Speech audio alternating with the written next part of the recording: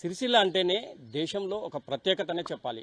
సిరిసాలగా వెలిగినటువంటి సిరిసిల్ల సమైక్య రాష్ట్రంలో ఉరిసాలగా మారిన నేపథ్యంలో తెలంగాణ రాష్ట్రం వచ్చిన తర్వాత మాజీ సీఎం కేసీఆర్ కావచ్చు, మాజీ మంత్రి కేటీఆర్ దీనిపై ప్రత్యేక దృష్టి సారించి ఎన్నో సంక్షేమ కార్యక్రమాలే కాదు 24 గంటల పని కల్పించిన నేపథ్యం మనకు సిరిసిల్లలో కనిపిస్తుంది. కానీ నేడు ప్రస్తుతం చూసుకుంటే సిరిసిల్లలో సాంచాల సప్పుళ్ళు లేవు. ఎక్కడ చూసినా మనకు చూస్తే ప్రస్తుతం సాంచాల సంబంధించి చూసుకుంటే ఒక కార్ఖానా వద్ద ఉన్నాము, చూడొచ్చు మనం తాళం వేసినటువంటి పరిస్థితి.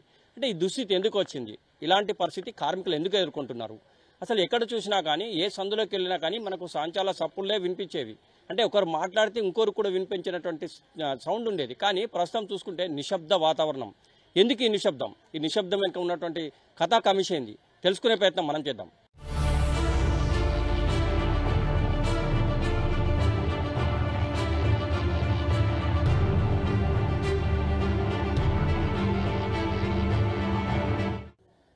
ప్రస్తుతం మనం సిరిసిల్లలోని ఒక కార్ఖానాలో ఉన్నాం.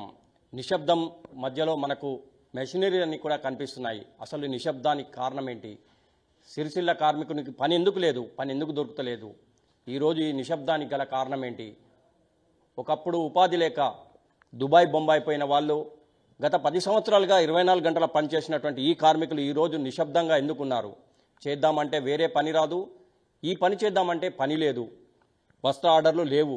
ఎక్కడ చూసినా కానీ నిశ్శబ్దం ఆవరించున్నటువంటి పరిస్థితి. దానికి ప్రత్యక్ష నిదర్శనం మనం చూసుకుంటే ఈ కార్ఖానా సంబంధించి చూడొచ్చు. మిషనరీలు కూడా ఆగిపోయినటువంటి పరిస్థితి. 20 మిషనరీలు ఎందుకు ఆగిపోయాయి? అసలు ఏంటి పరిస్థితి? సిరిసిల్లలో సమైక్య రాష్ట్రంలో నాటి పరిస్థితులు మరీ పునరావృతం కానున్నాయా? ఈ మధ్య జరుగుతున్న ఆత్మహత్యలు దానికి ప్రత్యక్ష నిదర్శనం కూడా అనుకోవచ్చా? అసలు ఇదంతా ఎందుకు జరుగుతోంది? నేతా కార్మికుల పట్ల ప్రభుత్వం నిర్లక్ష్య వైఖరి అనుకోవచ్చా? లేకుంటే గతంలో ఏ పని లేక ఉపాధి లేక వివిధ ప్రాంతాలు పోయినటువంటి కార్మికులు మళ్ళీ వివిధ ప్రాంతాలకు పోవాల్సిన దుస్థితి వస్తుందా?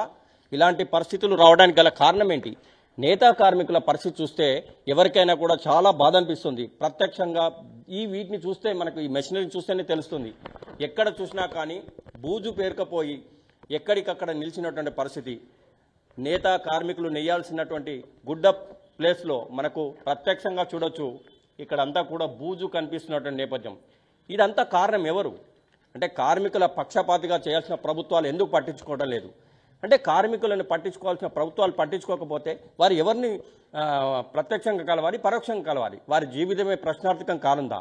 ఇవన్నిటికీ ప్రత్యక్షంగా చూస్తే కార్మికులు కావచ్చు, కార్మిక నాయకులు కావచ్చు, దీనిపై ఆధారపడినటువంటి కార్మిక నేతలు కుటుంబాలు కావచ్చు, వారందరినీ కూడా అసలు ఏం జరుగుతుంది తెలుసుకునే ప్రయత్నం మనం చేద్దాం. ప్రస్తుతం అయితే సిరిసిల్లలో సాంచాలన్నీ కూడా ఆగిపోయి నిశ్శబ్ద వాతావరణాన్ని తలపిస్తున్నట్టు. అంటే మరొకసారి ఈ చరిత్ర పునరావృతం ఇట్లా అవుతుందా అనే ఒక భయం కూడా నేతా కార్మికుల్లో మనకు కనిపిస్తున్నటువంటి క్షణాలు ప్రతి వారిలో కనిపిస్తోంది.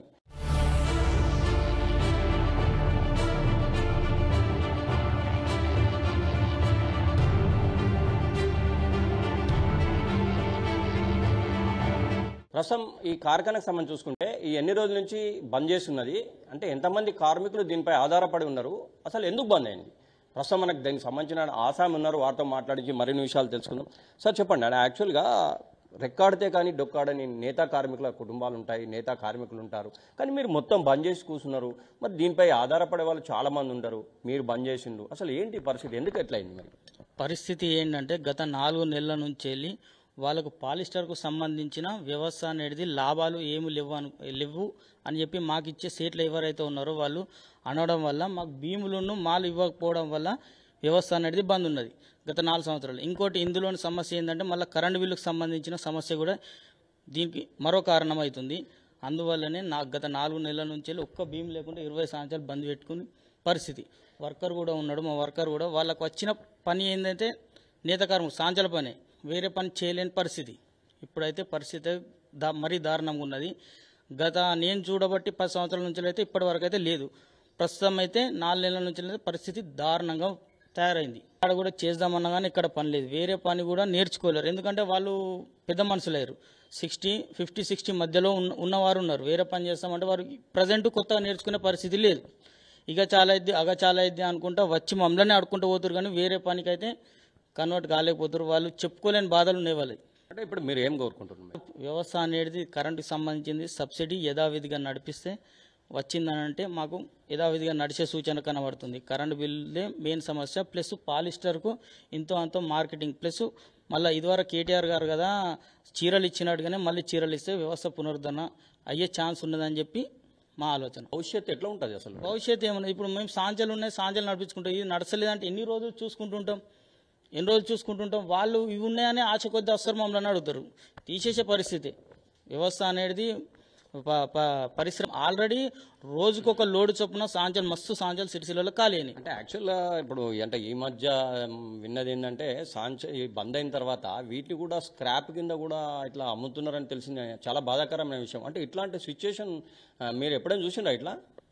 ఇది 2002నో 2004లోనో సిరిసిల్ల సంక్షేమం వచ్చినప్పుడు ఇదే పరిస్థితి ఉండే. ఇప్పుడు ప్రజెంట్ ఆ పరిస్థితి వచ్చింది.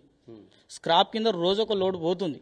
ఇది ఆసామి చెప్తున్నది అయితే యాక్చువల్ ఆసామి అంటేనే సరే బెటర్ కార్మికుల కంటే కూడా, కానీ ఆసామి ఇంత నిరాశ నిస్పృహలో ఉంటే కార్మికుల పరిస్థితి ఏంటి? అంటే రెక్కాడితే కానీ డొక్కాడని పరిస్థితి కార్మికులది. ఈ రోజు కష్టపడితే ఈ రోజు మాత్రమే వెళ్తుంది. అట్లాంటి పరిస్థితిలో ఉన్న కార్మికులు ప్రస్తుతం గత 4 నెలలుగా పని లేక ఉన్న నేపథ్యంలో వారి పరిస్థితి ఎలా ఉంది? ప్రస్తుతం కార్మికులను కూడా అడిగి మరిన్ని విషయాలు తెలుసుకునే ప్రయత్నం మనం చేద్దాం.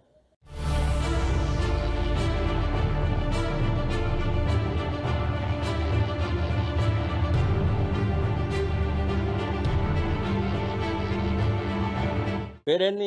వాసం శంకరే సార్. వాసం శంకర, ఇప్పుడు మీకు పని నడుస్తుందా? పని నడుస్తలేదు, నడవగానే ఇప్పుడు రోడ్ ఎక్కినాం సార్. రోడ్ ఎక్కినప్పుడు కానీ ఎన్ని నెలలైంది పని నడవక? ఇప్పుడు 24 మార్చి నుంచి బంద్ ఉన్నాయి. వ్యవస్థ క్షీణించింది.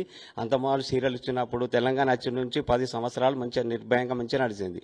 వస్త్రాలు సీరియల్ వచ్చినాయి, మళ్ళీ వేరే ఇతర క్వాలిటీలు అవి మంచిగా నచ్చి మా కడుపు నిండింది. నెలకు మంచిగానే 15-16 వేల ఆర్థిక వేల పని అయింది. అయినప్పుడు కానీ అప్పుడు బతకగలిగినాం, అన్ని మంచి వ్యవస్థలు వెళ్ళ తీసుకున్నాం. కానీ నుంచి ఈ 4 నెలల నుంచి మాకు వ్యవస్థ క్షీణించింది, అవస్థ పాలవుతున్నాం. ఇంట్లో గొడవలు అవుతున్నాయి. సంసారం లోపల ఏమైనా తీసుకురావాలంటే భార్య వాళ్ళు ఏం చేస్తారు, పిల్లలు ఎడుతురు చేసుడు. ఇప్పుడు బళ్ళు చాలైనాయి, బడి పీసులు కట్టాలని సుధా వ్యవస్థ అవుతుంది. బంద్ చేసినాం, పిల్లలను సుధా చదువులు బంద్ చేసినాం. అంత వ్యవస్థ పైసలు పీసు కడితేనే వాళ్ళు తోలిర్రు అంటారు. మా వ్యవస్థ అదేవాళ్ళు విచారం చేయాలి, ఇదేవాళ్ళు చేయాలి. ఇప్పుడైతే మా వ్యవస్థ మాకు నడిసే హోదా లేనే లేదు. పరిస్థితి రోడ్ ఎక్కినాం. ఇప్పటి పరిస్థితి లోపడైతే మా వ్యవస్థ వృద్ధులే కానీ యువకులే కానీ బతికే పొజిషన్లో కనబడతలేదు. బాగా వ్యవస్థ మారిపోయింది. ఎక్కడికైనా పనే లేదు. సిరిసిల్ల అనంటే చేతి వృత్తులు, మరమొగ్గాలు ఇవే సాంచలేనాయి. ఇది బంద్ ఉన్నాక మమ్మల్ని ఎవరిని తీసుకుంటారు? ఎవరి దగ్గర తెత్తలేరు. ఎవ్వరు చీకొట్టినట్టే ఉన్నది మా బతుకు తెరువు. ఏం మంచిగా లేదు సార్. ఈ వ్యవస్థ మంచిగా కల్పించాలి మాకు.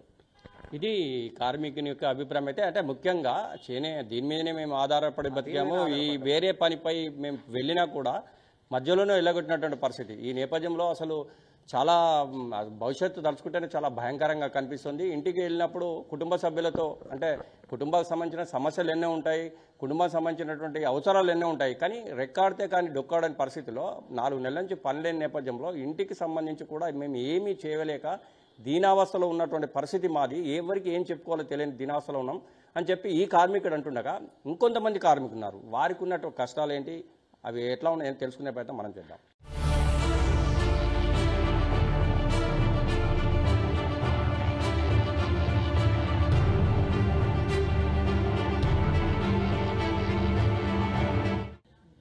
ప్రస్తుతం మనకు ఇంకొక కార్మికుడు ఉన్నారు, వారితో మాట్లాడదాం. అంటే ఏంటి పరిస్థితి, ఎట్లా ఉంది? పని నడుస్తుందా, పని నడచలేదా? ఇప్పుడు సార్ 3 నెలలుగా ఈ పనులు బంద్ ఉన్నాయి. మాకు ఎటు పోయినా ఇబ్బంది ఉంది. ఎటు పోయినా మాకు పనులు ఏడు లేవు. చేద్దామన్నా పనులు లేవు. బాగా ఇబ్బంది అవుతుంది.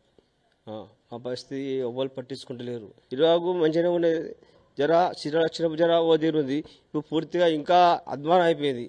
వీటికి 6 నెలలు 5 నెలలు మొత్తానికి ఇట్లనే బంద్ పడుతున్నాయి. అంటే అప్పుడు ఏం పనులు చేసిండు, ఇప్పుడు ఏం చేయట్లేదు. అప్పుడు చీరలు నడిచినాయి, పనులు మంచిగా నడిచినాయి, మాల్ వచ్చింది. ఇప్పుడు మొత్తానికి మాల్ లేదు, ఏం లేదు. ఏమంటే బంద్ పెట్టి ఊపుతున్నారు. ఏమంటే మాకు లాభం లేదు, లాస్ లేదు అని అంటున్నారు.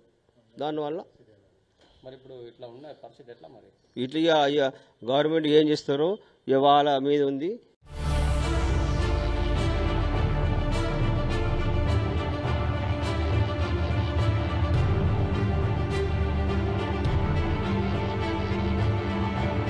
నేను చేయడం 30 ఏళ్ళ సందర్భంది.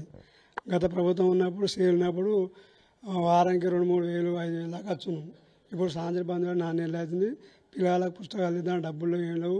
ఎవరైనా సబ్సిడీ కడితే అంటే అది కూడా పడతలేవు. ఇప్పుడు మొత్తం రోడ్డు మీద పడ్డాము. హోటల్లో పని చేద్దాం అంటే హోటల్లో పని ఎత్తలేరు. ఈ పని లేకపోతే ఆత్మహత్య చేసుకోండి. మాకు ఈ పని తప్ప వేరే పని అది ఏం రాదు. చేస్తే దీని మీద మాకు ఆధారం. ఇప్పుడు నేను 48 సంవత్సరాలు ఉంటాను. అంతకుముందు భీమండకు పోయినా. ఇప్పుడు భీమండ కూడా ఉపాధి లేదు. వేరే పని చేద్దామంటే నీ ఏజ్ బార్ బాగుంది, నీతో ఏం పని కాదని చెప్తున్నారు అందరూ. దీని మీద మాకు ఆధారం. అప్పుడు టీఆర్ఎస్ ఉన్నప్పుడు 2 సార్లు సబ్సిడీ వచ్చింది, టీఆర్ఎస్ సబ్సిడీ. ఇప్పుడు అవి కూడా వస్తాయని చెప్తున్నారు. అవి కూడా వస్తాయి. దేనికన్నా పుస్తకాలకు దాని దొల్లు అయితే వేసుకొని చచ్చిపోయాడు. మొన్న రాజునాల మా దోస్తు ఆయన బీగులు నింపుతారు, ఆయన చనిపోయాడు. మళ్ళీ టెస్ట్ ఆయన చచ్చిపోయాడు. మాకు గవర్నమెంట్ ఏమైనా ఉపాధి కల్పించాలి.